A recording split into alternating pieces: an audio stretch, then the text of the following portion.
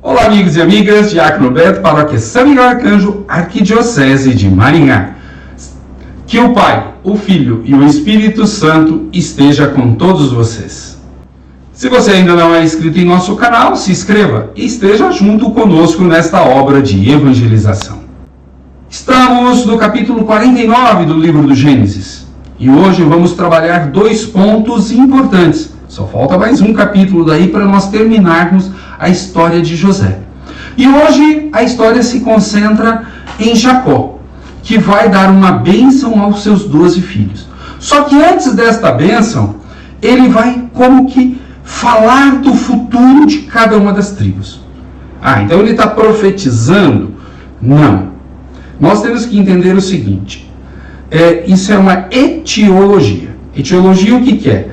Jacó está lá em torno de 1700 a.C. Aí esse povo vai passar 400 e poucos anos escravo no Egito. Ou seja, depois que o faraó morrer, eles vão entrar num processo de escravidão por 400 anos. Aí depois eles vão se libertar, mais 40 anos, só aí eles vão entrar na Terra Prometida, em torno de 1150 a.C. Aí no ano 1000, mais ou menos, eles vão escolher o sistema de monarquia, substituindo o sistema tribal. Então Jacó vai falar que cada um dos seus filhos vai nominar uma das futuras tribos que estará ali em torno de 450, 500 anos depois.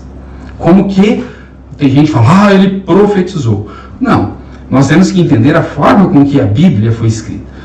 1700, Jacó.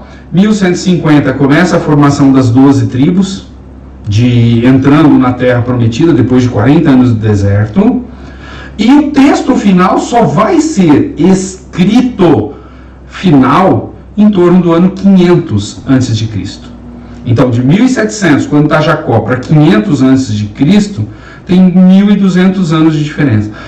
De 1200, quando o povo sai do Egito, a 1150, que eles entram na Terra Prometida, nós temos 650 anos. Então isso é etiologia. O texto está falando de uma realidade que existe hoje, como se alguém lá no passado. Olha, Deus deu tudo isso para ele. O capítulo 49 de Gênesis começa assim. Jacó chamou seus filhos e disse, reúnam-se para que eu lhes anuncie o que vai acontecer a vocês no futuro. Aquilo que eu disse. Então, o texto está colocando como que Jacó falando isso daí. Reúnam-se e escutem, filhos de Jacó, ouçam o seu pai Israel. Vocês lembram que Jacó é o nome de origem e Israel é o nome que Deus mudou para falar que é uma nova personalidade. E aí começa, a partir do versículo 3, a bênção aos 12 filhos até o versículo 28, passando de um por um. Então, com Rubem, por exemplo, lá no versículo 3 e 4, vai falar assim, você é o meu primogênito, minha força, o primeiro fruto da minha virilha, ou seja, da minha intimidade. Primeiro na fila e primeiro em poder, impetuoso como as águas. Você não manterá a primazia, porque você subiu à cama do seu pai e violou o meu leito contra mim. Então olha que interessante isso daí. Rubem não foi uma tribo das mais proeminentes, das mais fortes. Aí depois vai vir Simeão e Levi, depois Judá, e para Judá ele vai falar, começa assim, seus irmãos o louvarão, porque é da tribo de Judá, o leão de Judá, que vai sair a descendência de Davi, que é o grande sonho dos israelitas no pós-exílio, de voltar a ter um rei nessa estirpe de Davi. Aí depois vai ter Zabulon, Isacar, Dan, Gad, Neftali, e depois de Neftali, José, e por último, Benjamim.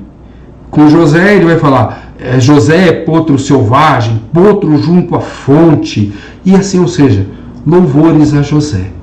E Benjamim vai falar que ele é um lobo voraz, de manhã devora a presa, e à tarde reparte os despojos, ou seja, guerreia com todo mundo, e pega uma parte para você e depois divide aquilo que sobrou.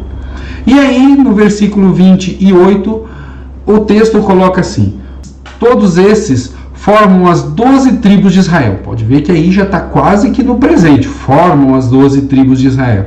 E tudo isso foi o que disse o pai deles, e ao abençoá-los. Ou seja, agora você tem como que uma mudança, ou seja, uma redação posterior. E aí ele vai dar a bênção para cada um.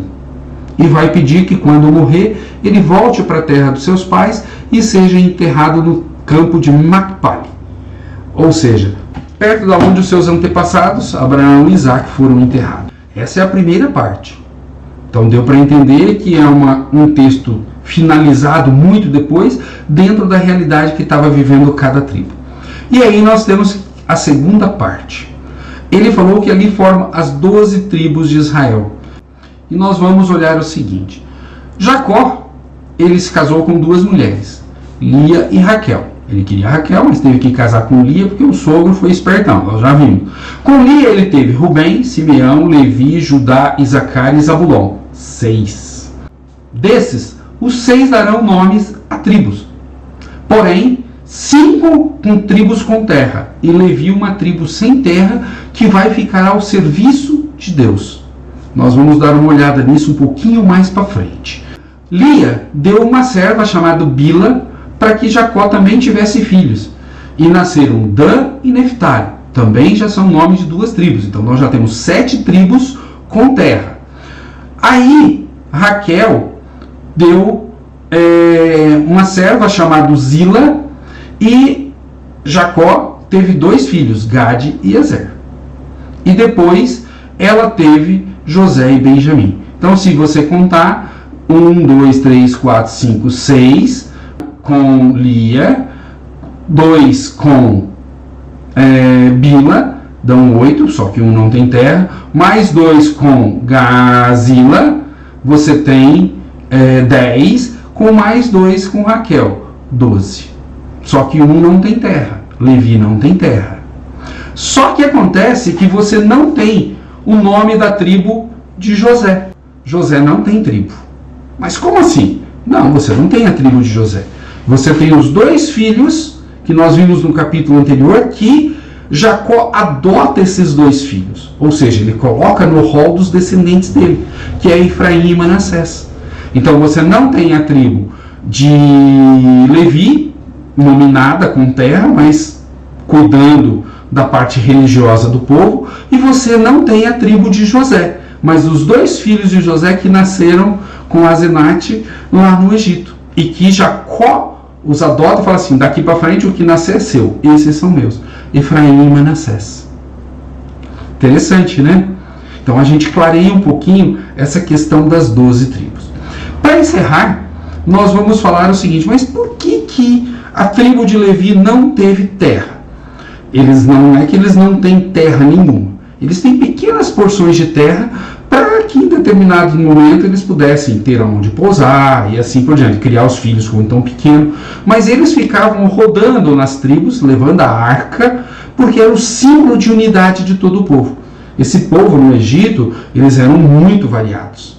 A gente tem que estudar a formação do povo de Deus. E nós vamos perceber que 3 grupos básicos formam o povo de Deus.